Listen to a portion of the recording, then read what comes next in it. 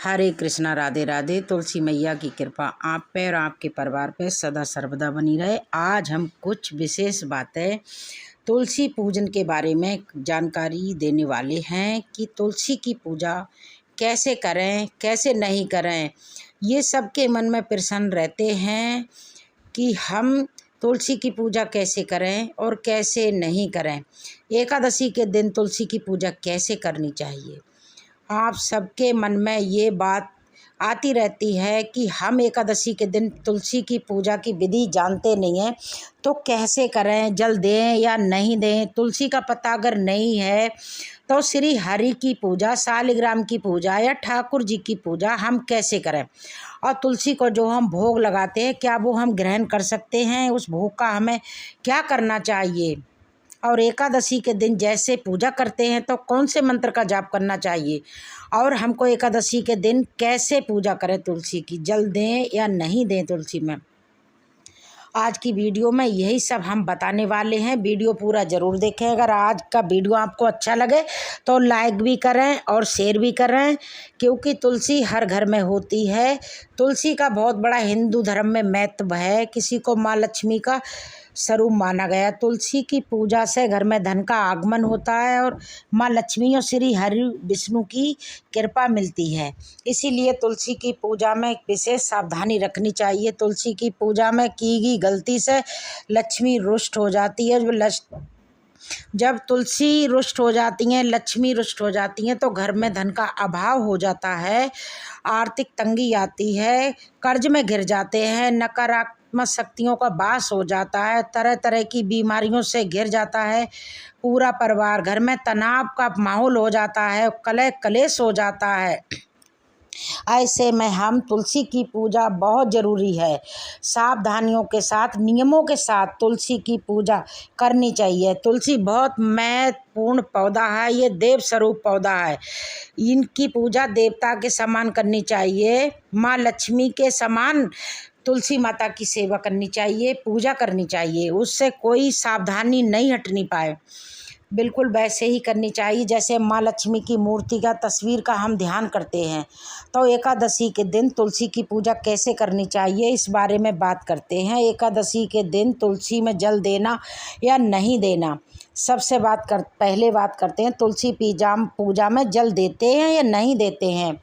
ऐसा कहते हैं कि एकादशी के दिन तुलसी निर्जल व्रत रखती हैं, तो तुलसी में जल देना नहीं चाहिए। तुलसी की पूजा जल दे के नहीं करनी चाहिए। पूजा तो करनी चाहिए, दीप देना चाहिए, दीप और धूप दोनों देनी चाहिए। धूप दीप दिखा के और परिक्रमा भी लगा सकते हैं। और इस दिन माता तुलसी निर्जल व्रत रखती हैं, इसीलिए तुलसी में जल नहीं देना चाहिए। तुलसी को स्पर्श नहीं करना चाहिए, तुलसी को छूना नहीं चाहिए, तुलसी को तोड़ना नहीं चाहिए उस दिन। और चंद्र ग्रहण, सूर्य ग्रहण के समय भी तुलसी को स्पर्श नहीं करना चाहिए, तुलसी तोड़ना नहीं चाहिए, तुलसी को स्पर्श नहीं करना चाहिए। कुछ ऐसी विधि विधान होते हैं जिनमें तुलसी को नहीं छूना चाहिए। तुलसी का पत्ता ना हो तो क्या करें, क्योंकि हमारे पास अगर तुलसी का पत्ता नहीं होता है और एकादशी आ जाती है और ध्यान नहीं होता तुलसी तोड़ने का, तो ठाकुर जी को भोग कैसे लगाएं, फिर बिना तुलसी के भोग कैसे स्वीकार करेंगे ठाकुर जी। तो देखिए, तुलसी का पत्ता कभी भी बासी नहीं होता है। आपको चाहिए थोड़े तुलसी के पत्ते किसी शुभ दिन को तोड़ के रख लें। रविवार को तुलसी के पत्ते नहीं तोड़ते हैं, और वो तोड़ के पत्ते किसी डिब्बी में रख लो, तो वो पत्ते कभी बासी नहीं होते हैं, सुरक्षित रहते हैं वो पत्ते। चतुर्दशी के दिन भी तुलसी के पत्ते नहीं तोड़ने चाहिए। तो इन दिनों को छोड़ के बाकी के जो दिन होते हैं उसमें आप थोड़े से पत्ते तुलसी के तोड़ के रख लें। याद रखिए, कभी भी जिस तुलसी की हम पूजा करते हैं, परिक्रमा करते हैं, उस तुलसी के पत्ते नहीं तोड़ने चाहिए। हमको दूसरी तुलसी लगानी चाहिए जो हमारे पत्ते तोड़ने के काम आ जाए।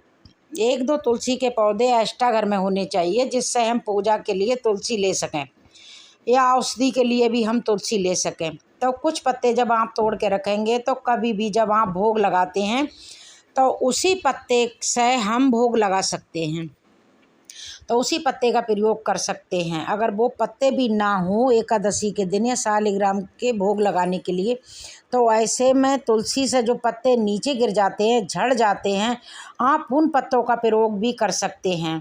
अगर वो पत्ते सूख गए हैं तो ऐसी अवस्था में उनको धो के और साफ करके और भगवान श्री को अर्पित कर सकते हैं। कहीं कोई दिक्कत नहीं है। सूखे हुए पत्ते भी भोग में अर्पित करे जा सकते हैं और भगवान भोग लगाते हैं। तुलसी के बिना भोग नहीं लगाते हैं, भोग स्वीकार नहीं करते हैं। तुलसी का पत्ता उनके भोग में और उसके प्रसाद में अवश्य होना चाहिए।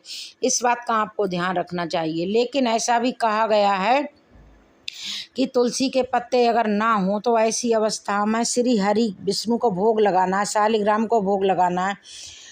तो हमारे पास अगर पत्ते नहीं हैं तो हमें मना किया गया है। ऐसे तिथियों में भी हम पत्ते तोड़ सकते हैं, तुलसी से मांग के ले सकते हैं पत्ते कि हे माँ, हम श्री विष्णु और शालिग्राम को भोग लगाने के लिए आपसे पत्ते मांग रहे हैं और हमें पत्ते दे दीजिए। ऐसी प्रार्थना करते हुए तुलसी के पत्ते तोड़ सकते हैं, कोई प्रॉब्लम नहीं है।